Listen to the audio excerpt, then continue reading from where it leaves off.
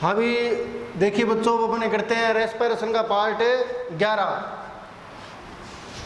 ETS अपना चल रहा था और बात कर रहे थे अपने ईटीएस के जो घटक है, ईटीएस के कंपोनेंट्स। देखिए कुछ से कंपोनेंट्स अपनों ने देखे थे। मैं यहाँ पर जो ईटीएस के जो प्रमुख कंपोनेंट्स हैं उनको लिख रहा हूँ। Number 1 flavoproteins, number 2 iron sulphur proteins, number 3 cytochromes और नंबर 4 कोएंजाइम क्यू। ये 4 कंपोनेंट है। भी फ्लेवोप्रोटीन्स के बारे में मैंने आपको बताया था पिछली क्लास में कि ये ऐसी प्रोटीन्स है जिनमें प्रोस्थेटिक समूह के रूप में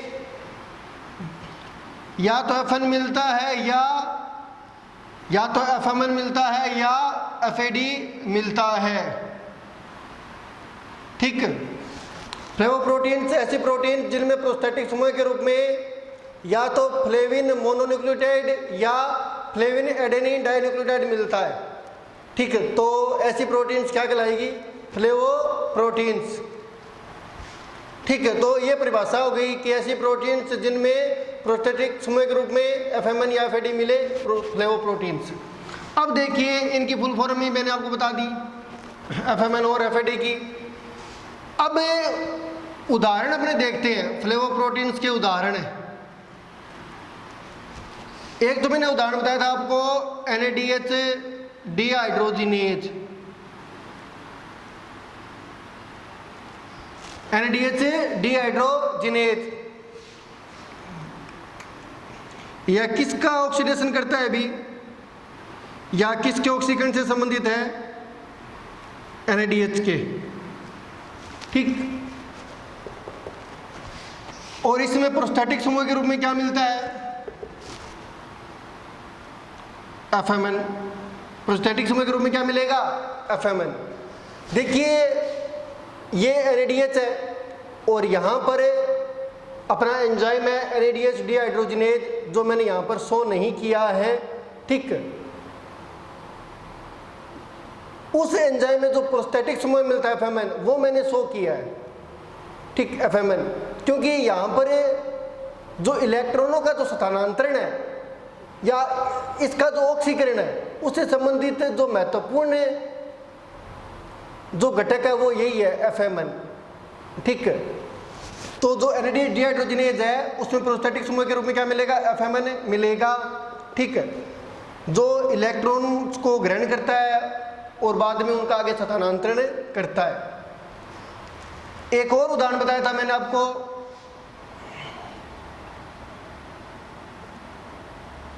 सक्सिनेट डिहाइड्रोजिनेज। Succinate dehydrogenase. ठीक, यह किसका ऑक्सीडेशन करता है? अभी यह सक्सिनिक अम्ल का ऑक्सीकरण करता है। सक्सिनिक अम्ल या सक्सिनेट, ठीक, का ऑक्सीकरण करता है। और इसमें प्रोस्थेटिक समूह के रूप में क्या मिलता है? एफएडी। क्या मिलता है? एफएडी।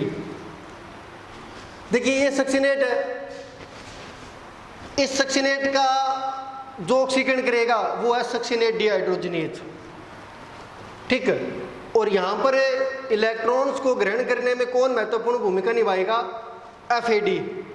और ये एफएडी यहाँ पर क्या है?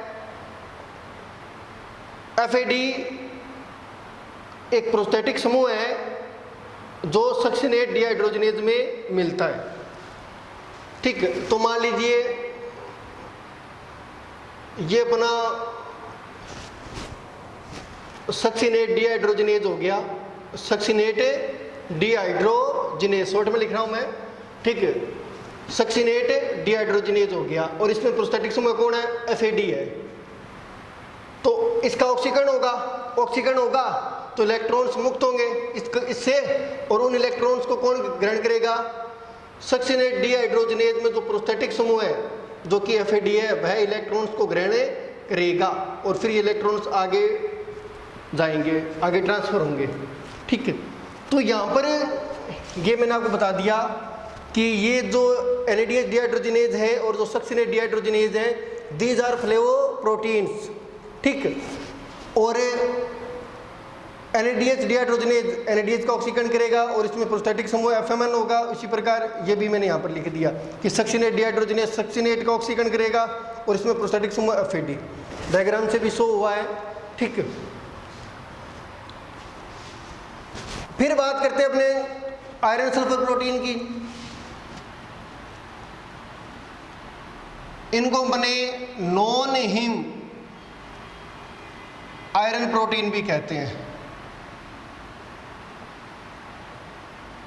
यानी इनमें आयरन तो है लेकिन हिम की फॉर्म में नहीं है।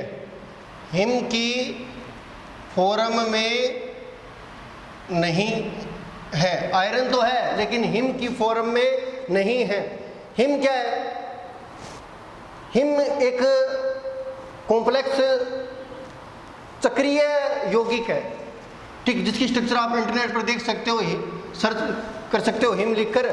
वो अपने यहाँ पर स्ट्रक्चर के बारे में नहीं मेंशन करेंगे। ठीक, स्ट्रक्चर नहीं बढ़ाएंगे क्योंकि ना तो वो एग्जाम में आती है। ठीक, और काफ़ी कॉम्प्लेक्स भी है, काफ़ी समय लगता है बनाने में। ठीक, लेकिन हिम की स्ट्रक्चर आप इंटरनेट पर देख सकते हो, गूगल पर सर्च कर लीजिए हिम, आपको स्ट्रक्चर मिल जाएगी। और जो भी स्ट्रक्चर आपको मिलेगी उसके सेंटर में कौन होगा? आयरन होगा। तो आयरन सल्फर प्रोटीन, ये इनमें आयरन तो मिलता है लेकिन वो हिम की फॉर्म में नहीं होता।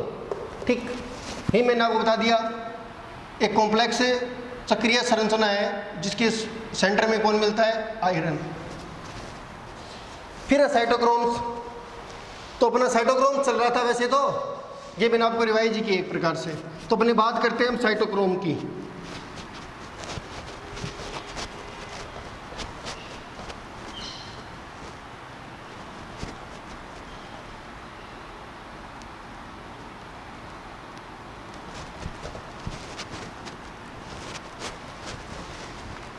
साइटोक्रोम्स, साइटोक्रोम्स के बारे में अपने देखते हैं भी।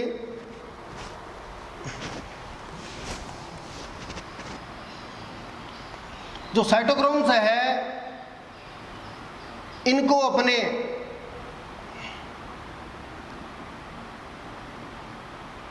आयरन पोरफायरिन प्रोटीन्स भी कहते हैं। साइटोक्रोम्स को एक नाम और दिया जाता है iron porphyrin proteins. Iron porphyrin proteins. और आयरन पोरफायरिन को सम्मिलित रूप से अपने क्या कहते हैं? हिम। ठीक, पोरफायरिन तो एक स्ट्रक्चर होगी, वल्य रूपी या चक्रीय स्ट्रक्चर होती है एक। ठीक, और उसके सेंटर में जब आयरन मिलता है ना तो उसको अपने कहते हैं क्या? हिम। तो साइटोक्रोम्स के दो नाम हैं, या तो कह लो आयरन पोरफायरिन प्रोटीन या हिम प्रोटीन्स। क्योंकि आयरन और पोरफायरिन को हमने सम्मिलित रूप से क्या कहते हैं? हिम कहते हैं। यानी साइटोक्रोम्स जो है ना, साइटोक्रोम्स, इनमें आयरन हिम की फॉर्म में मिलता है। आयरन हिम की फॉर्म में मिलता है।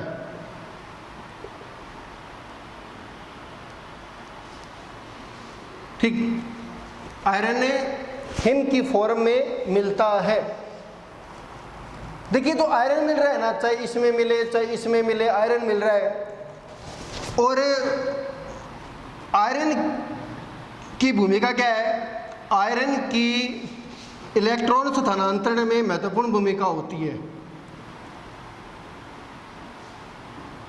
इलेक्ट्रॉन स्थानांतरण में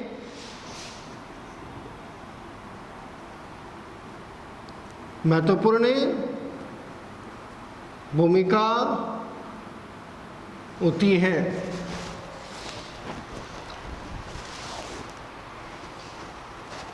ठीक, क्योंकि आयरन आपको पता है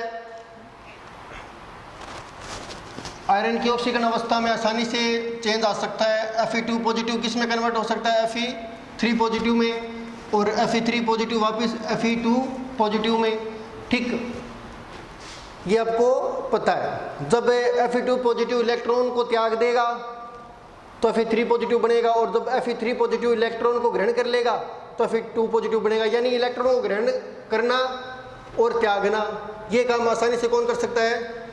आयरन। तो आयरन की इलेक्ट्रॉन स्थानांतरण में महत्वपूर्ण भूमिका होती है, ठीक। अब देखिए साइटोक्रोम जो है ना, केवल इलेक्ट्रॉन्स को ग्रहण करने में सक्षम है, केवल इलेक्ट्रॉन्स को ये ग्रहण कर सकते हैं, केवल इलेक्ट्रॉन्स का स्थानांतरण साइटोक्रोम्स के द्वारा होता है।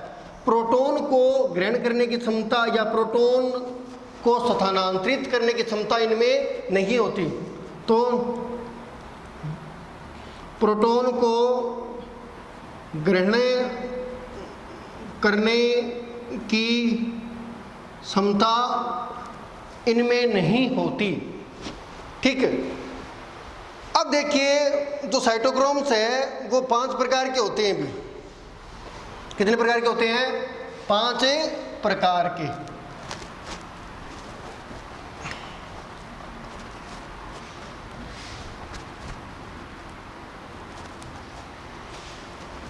पहला है साइटोक्रोम बी, फिर है साइटोक्रोम C1, फिर है साइटोक्रोम C, फिर है साइटोक्रोम A, और फिर है cytochrome A3। Cytochrome A3 cytochromes 5 प्रकार के हैं। अपने ETS के घटक पढ़ रहे हैं, घटक में साइटोक्रोम्स पढ़ रहे हैं, और ये साइटोक्रोम्स 5 प्रकार के हैं। देखिए इनको अपने प्रोटीन्स भी कह सकते हैं, प्रोटीन्स भी कह लो या इनको एंजाइम्स कह लो, एक ही बात है, ठीक ठीक। ये एंजाइम्स की भांति काम करते हैं ETS में, क्योंकि प्रोटीन के बने हुए हैं तो ये प्रोटीन्स ही है फिर, ठीक। ये प्रोटीनियस संरचनाएं हैं या प्रोटीनियस स्ट्रक्चर या कंपाउंड है। तो मैंने आपको 5 तरह के साइटोक्रोम से बताए हैं। देखिए यहाँ पर जो महत्वपूर्ण बात है वो क्या है? साइटोक्रोम C,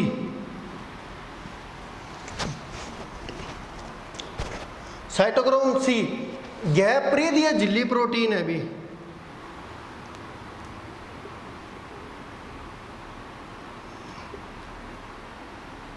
क्या है? प्रीदीय झिल्ली प्रोटीन। आपने तरल मोज़ेक मॉडल पढ़ा होगा, तरल मोज़ेक मॉडल, और ये मॉडल किसकी संरचना को एक्सप्लेन करता है? मेम्ब्रेन की। जो तरल मोज़ेक मॉडल है ना, जो सिंगर और निकोलसन ने दिया था, यह मॉडल किसकी संरचना को एक्सप्लेन करता है, किसकी संरचना के बारे में बताता है? मेम्ब्रेन की, ठीक, यानी झिल्ली की। और इस झिल्ली के अनुसार, सॉरी इस मॉडल के अनुसार जो झिल्ली होती है वो 2 घटकों से बनती है, फॉस्फोलिपिड्स और प्रोटीन्स। इस मॉडल के अनुसार जो झिल्ली होती है वो 2 घटकों से बनते हैं, फॉस्फोलिपिड्स और प्रोटीन्स, ठीक। और प्रोटीन्स की जो व्यवस्था है ना वो 2 प्रकार से होती है, या व्यवस्था के आधार पर प्रोटीन्स 2 प्रकार की होती है। एक तो परिधीय और दूसरी अंतर्वेशी। एक तो परिधीय और दूसरी अंतर्वेशी, ठीक। तो जो साइटोक्रोम C है वो क्या है? परिधीय झिल्ली प्रोटीन है। अपने ETS का आगे डायग्राम बनाएंगे, वो एक और डायग्राम बनेगा, वहाँ पर ये चीज़ और क्लियर हो जाएगी, ठीक है, कि जो परिधीय झिल्ली प्रोटीन है उनको अपने कैसे दर्शाते हैं डायग्राम में, अंतर्वेशी को कैसे दर्शाते हैं, वो वहाँ पर और अच्छे से क्लियर हो जाएगी। तो साइटोक्रोम सी क्या है? परिधीय झिल्ली प्रोटीन, पेरिफेरल। ठीक, बाकी जो सारी है, बाकी जो बच गई, cytochrome b, cytochrome C1, cytochrome a और साइटोक्रोम A3, यानी ये 4, 2 ये और 2 ये है अंतर्वेशी झिल्ली प्रोटीन।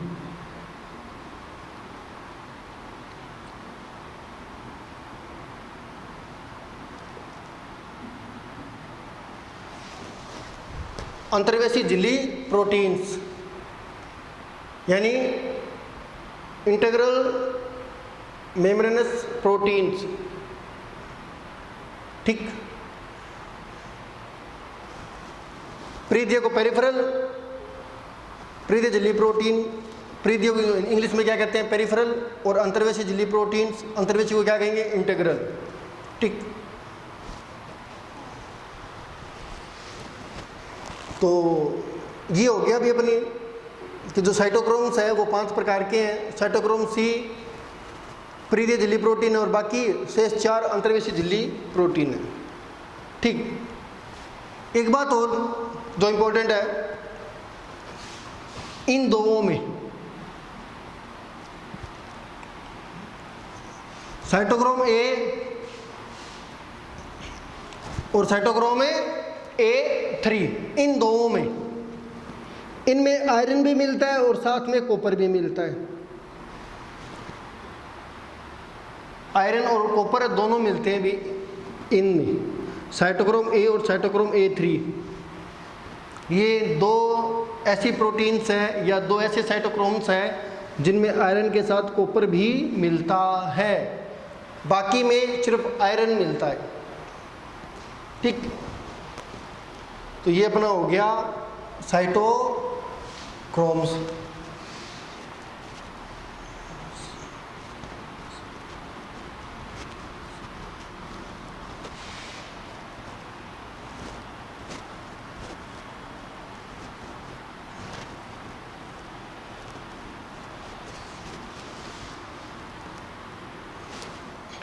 अगला है कोएंजाइम क्यू। ये देखिए, जो सबसे महत्वपूर्ण बात है वो यह है कि यह ETS का नॉन प्रोटीन घटक है। नॉन प्रोटीन घटक है। ETS के 4 घटक है। ये 3 जो है ना, ये तो क्या है? प्रोटीन ही है। क्या है? प्रोटीनी घटक है, मतलब ये प्रोटीन के बने होते हैं। और कोएंजाइम क्यू प्रोटीन का नहीं बना होता, यानी ये ETS का नॉन प्रोटीन घटक है। और यह जो घटक है ना, ये इलेक्ट्रॉन व प्रोटॉन्स दोनों को ग्रहण करने में सक्षम है। दोनों को ग्रहण करने में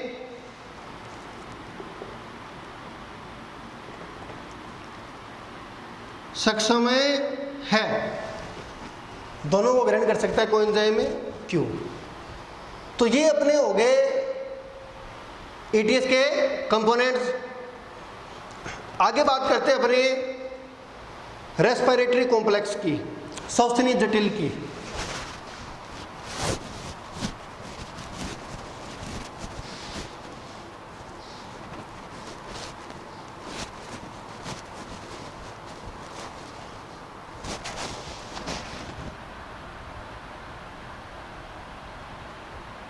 श्वसनीय जटिल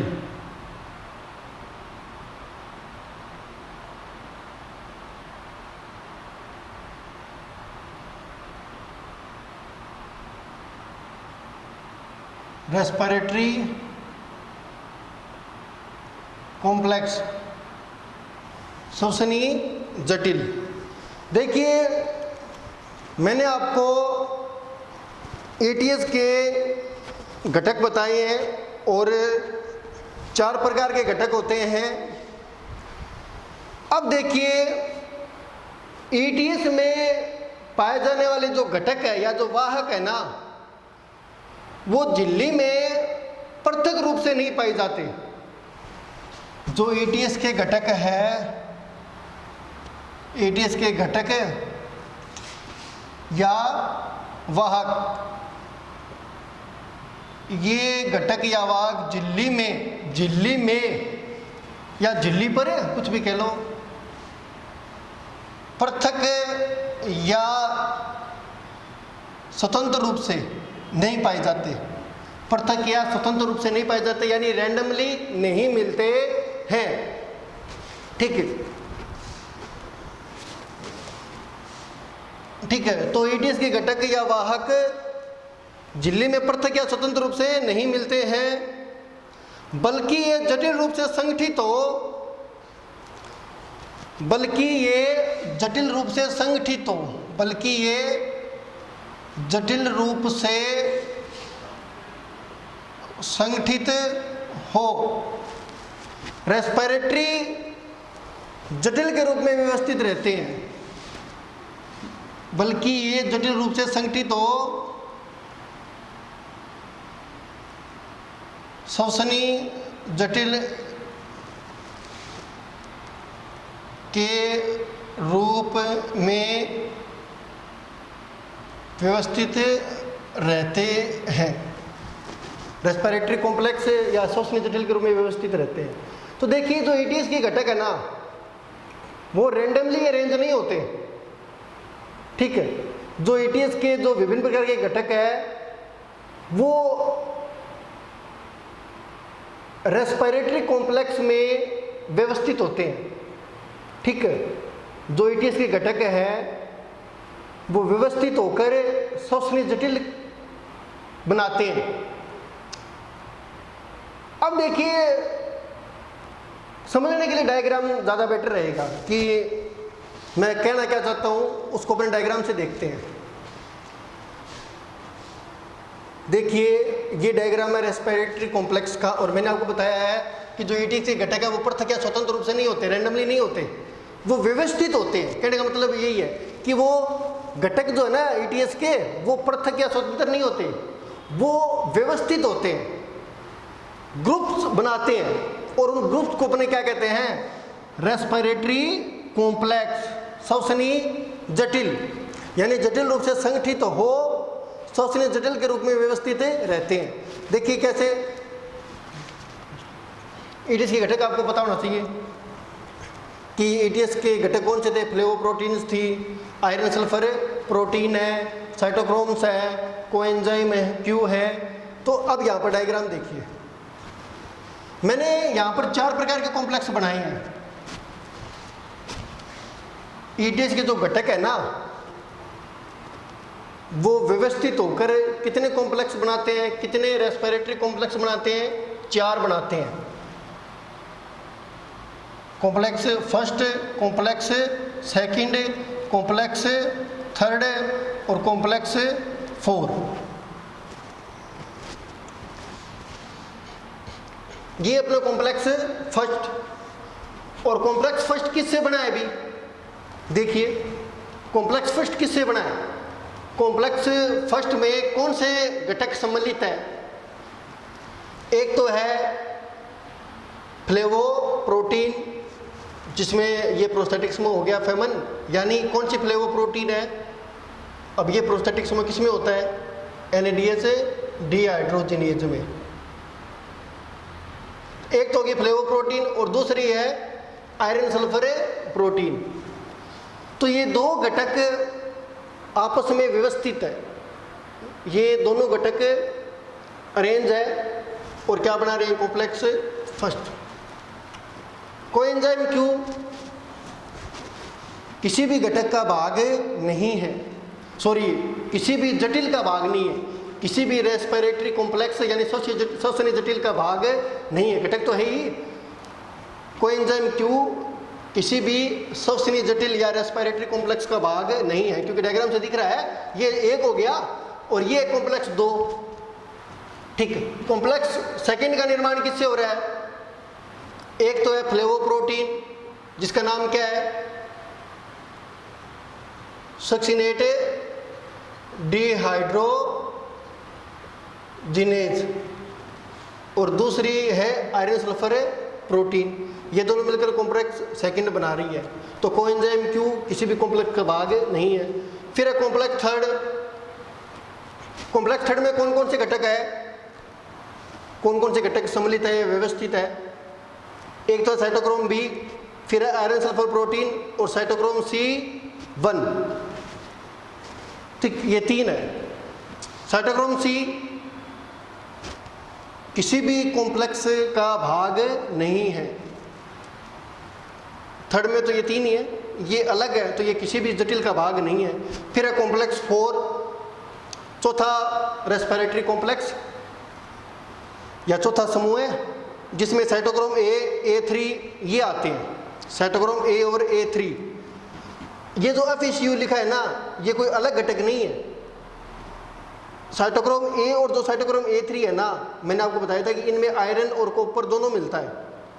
तो ये यहाँ पर मेंशन किया है कि साइटोक्रोम A और जो A3 है ना, इन दोनों में ठीक जो इलेक्ट्रॉनों के स्थानांतरण में जो महत्वपूर्ण भूमिका निभाएगा वो क्या है, वो इन दोनों में मिलने वाला कौन है, आयरन कॉपर जो है वो है। तो A और A3 ये जो दो है ना, ये किसका भाग है, कॉम्प्लेक्स 4 का। और FeCU का मतलब कि इन दोनों में आयरन कॉपर सेंटर मिलता है जो इलेक्ट्रॉन स्थानांतरण में महत्वपूर्ण भूमिका निभाता है। ठीक है, तो इसको अलग से मेंशन कर दिया। बाकी ये जो है वो इसमें भी मिलता है और इसमें भी मिलता है, और यही महत्वपूर्ण है इनमें इलेक्ट्रॉन के स्थानांतरण में। ठीक, तो ये कॉम्प्लेक्स हो गए 4। अब देखिए इन कॉम्प्लेक्स के और नाम भी है। ठीक है, जैसे कॉम्प्लेक्स फर्स्ट का एक नाम और है NADH coenzyme Q oxido reductase. Complex second का एक नाम और है succinate coenzyme Q oxido reductase. Complex third का एक नाम और है coenzyme Q cytochrome C oxido reductase. और कॉम्प्लेक्स 4 का एक नाम और है ये रहा साइटोक्रोम ऑक्सीडेज। सबसे महत्वपूर्ण जो है ना वो कॉम्प्लेक्स 4 है।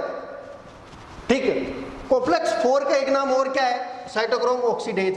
तो मैंने सिर्फ कॉम्प्लेक्स 4 का एक नाम जो और है ना वो लिखा है, बाकी तीनों के नाम नहीं लिखे हैं। ठीक है, मैंने इनको सिर्फ कॉम्प्लेक्स फर्स्ट, सेकंड और थर्ड शो किया है। ठीक है, जैसे कि कॉम्प्लेक्स फर्स्ट का नाम मैंने क्या बताया था, मैंने NADH coenzyme Q oxido reductase, वो नहीं लिखा है क्योंकि इतना महत्वपूर्ण नहीं है। ठीक, साइटोक्रोम ऑक्सीडेज ठीक क्या है, कॉम्प्लेक्स 4। कॉम्प्लेक्स 4 का एक और नाम क्या है, साइटोक्रोम ऑक्सीडेज है। तो ये महत्वपूर्ण है साइटोक्रोम ऑक्सीडेज यानी कॉम्प्लेक्स 4। तो यहाँ पर क्या हो गया कि जो रेस्पिरेटरी कॉम्प्लेक्स है ठीक वो 4 है। ETS के घटक रैंडम नहीं होते, स्वतंत्र रूप से बिखरे हुए नहीं होते हैं। जो ETS के घटक है वो समूह बनाते हैं, जटिल रूप से व्यवस्थित रहते हैं। ठीक, और इन समूहों को अपने क्या कहते हैं, रेस्पिरेटरी कॉम्प्लेक्स, जो कि 4 है। ठीक, तो ये अपना हो गया है ठीक श्वसनी जटिल, और बाकी करते हैं अपने नेक्स्ट क्लास में।